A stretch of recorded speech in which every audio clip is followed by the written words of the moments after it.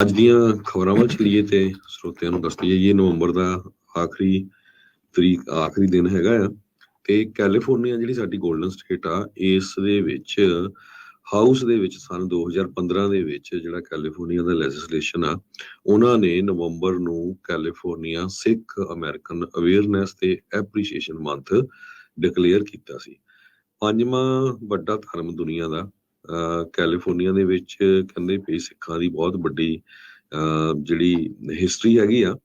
Virginia ਲੋ ਹੈਗਨ ਕਰਕੇ ਇੱਕ director ਆ ਏਸ਼ੀਅਨ ਪੈਸੀਫਿਕ ਆਈਲੈਂਡਰ ਦੇਸੀ ਅਮਰੀਕਨ ਸੈਂਟਰ, ਉਹਨਾਂ ਨੇ ਕਿਹਾ ਵੀ ਲਾਰਜ ਸਕੇਲ ਜਿਹੜੀ ਇਮੀਗ੍ਰੇਸ਼ਨ ਆ ਉਹ USA 'ਚ 1907 ਤੋਂ ਸ਼ੁਰੂ ਹੋਈ ਸੀ ਪੰਜਾਬ ਰੀਜਨ ਤੋਂ।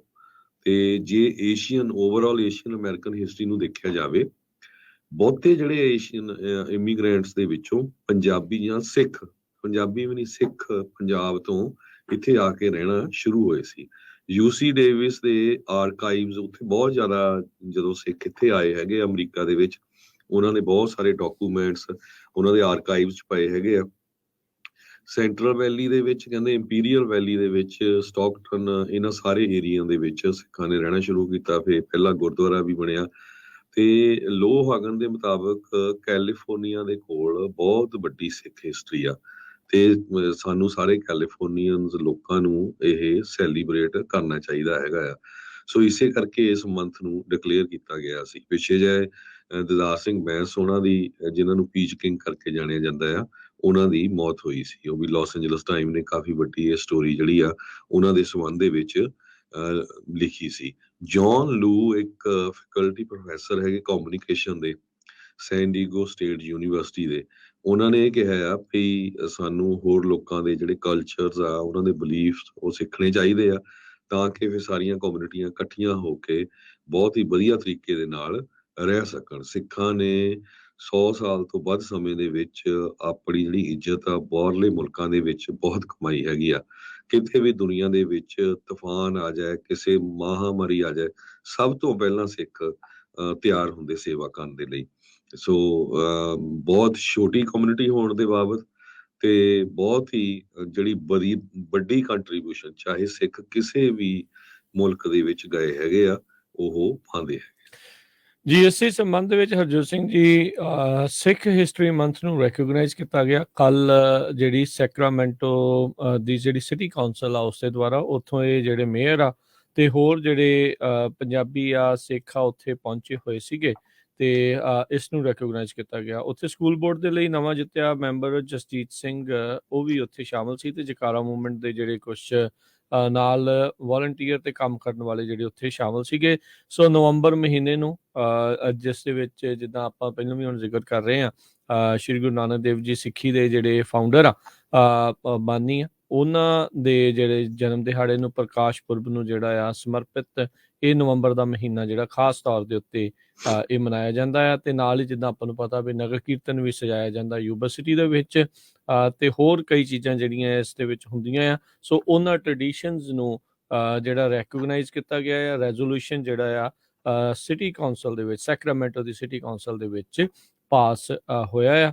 ਸੋ ਡੈਰਲ ਸਟਾਈਨਬਰਗ ਜਿਹੜੇ ਮੇਅਰ ਨੇ, ਉਸ ਦੇ ਨਾਲ ਜਿਹੜੇ ਵੱਖ-ਵੱਖ ਡਿਸਟ੍ਰਿਕਟਸ ਦੇ ਜਿਹੜੇ ਕਾਉਂਸਲ ਮੈਂਬਰ ਆ ਉਹਨਾਂ ਨੇ ਇਸ ਰੈਜ਼ੋਲੂਸ਼ਨ ਦੇ ਉੱਤੇ ਸਾਈਨ ਕੀਤੇ ਆ। It's A high time L Grove ਦੇ ਵਿੱਚ, ਜਿੱਥੇ ਆਪਣੀ ਵੀ ਇੱਕ ਪੰਜਾਬੀ ਕੁੜੀ ਹੀ ਜਿਹੜੀ ਮੇਅਰ ਆ ਵੀ, ਉੱਥੇ ਵੀ ਇੱਦਾਂ ਦੀ ਜਿਹੜੀ ਚੀਜ਼ ਹੋਵੇ। ਬਹੁਤ ਸਾਰੇ ਥਾਵਾਂ ਦੇ ਉੱਤੇ ਹੁਣ ਨਵੇਂ ਜਿਹੜੇ ਜਿੱਤ ਕੇ ਪਹੁੰਚ ਰਹੇ ਆ, ਅਸੀਂ ਵੀ ਉਮੀਦ ਕਰਦੇ ਹਾਂ ਉਹਨਾਂ ਸਾਰਿਆਂ ਤੋਂ ਵੀ, ਜਿੱਤਣ ਵਾਲਿਆਂ ਤੋਂ ਵੀ, ਉਹ ਇੱਦਾਂ ਦੀਆਂ ਚੀਜ਼ਾਂ ਸਿੱਖੀ ਬਾਰੇ ਹੋਰ ਦੱਸਣ ਦੇ ਲਈ ਤੇ ਸਿੱਖੀ ਨੂੰ ਰੈਕੋਗਨਾਈਜ਼ ਕਰਨ ਦੇ ਲਈ, ਸਿੱਖੀ ਵੇ ਆਫ ਲਾਈਫ ਨੂੰ ਰੈਕੋਗਨਾਈਜ਼ ਕਰਨ ਦੇ ਲਈ ਇੱਦਾਂ ਦੇ ਜਿਹੜੇ ਉਪਰਾਲੇ ਆ ਉਹ ਚੱਲਦੇ ਰਹਿਣ। ਤੇ ਸੈਕਰਾਮੈਂਟੋ ਦੇ ਵਿੱਚ ਜਿਨ੍ਹਾਂ ਨੇ ਇਸ ਉਦਮ ਦੇ ਵਿੱਚ ਯੋਗਦਾਨ ਪਾਇਆ ਉਹਨਾਂ ਨੂੰ ਵੀ ਬਹੁਤ-ਬਹੁਤ ਅਸੀਂ ਧੰਨਵਾਦ ਕਰਦੇ ਹਾਂ ਤੇ ਨਾਲ ਹੀ ਸਾਰਿਆਂ ਨੂੰ ਜਿਹੜੀ ਵਧਾਈ ਆ ਵੀ ਸੈਕਰਾਮੈਂਟੋ ਦੇ ਵਿੱਚ ਵੀ ਇੱਦਾਂ ਦੇ ਜਿਹੜੇ ਰੈਜ਼ੋਲੂਸ਼ਨ ਉਹ ਪਾਸ ਹੋਏ ਆ। ਬਹੁਤ ਸਾਰੇ ਲੋਕ ਹਰਜੋਤ ਸਿੰਘ ਜੀ ਕਹਿ ਸਕਦੇ ਵੀ ਇਹਦੇ ਨਾਲ ਹੁੰਦਾ ਕੀ ਆ, ਕੀ ਇਹਦੇ ਨਾਲ ਮਿਲ ਜਾਣਾ।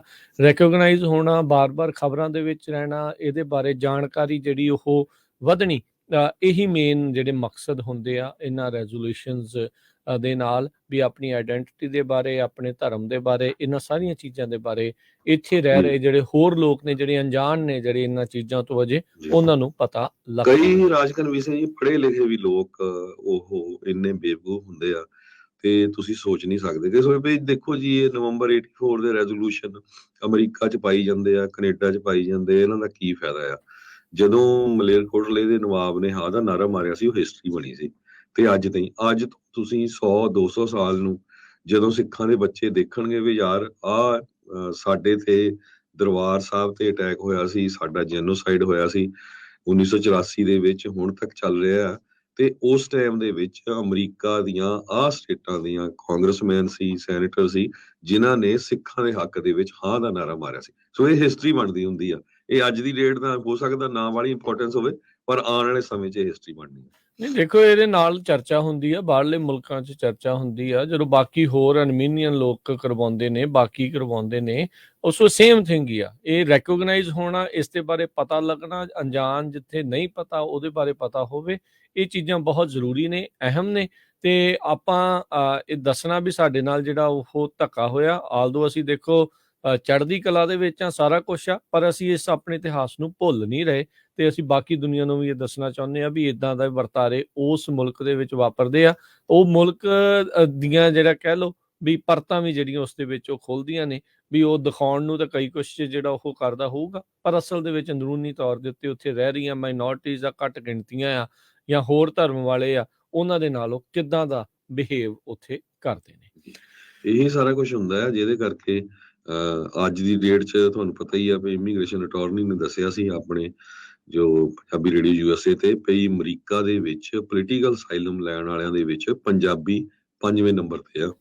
ਸੋ ਬਹੁਤ ਵੱਡੀ। ਸੋ ਜਦੋਂ ਇਹ ਸਾਰਾ ਕੁਝ ਇੱਥੇ ਦੀ ਸਰਕਾਰ ਨੂੰ ਪਤਾ ਲੱਗਦਾ ਨਾ, ਤਦ ਹੀ ਉਹ ਪੋਲੀਟੀਕਲ ਅਸਾਈਲਮ ਦਿੰਦੇ ਵੀ ਇਹਨਾਂ ਦਾ ਧੱਕਾ ਹੁੰਦਾ।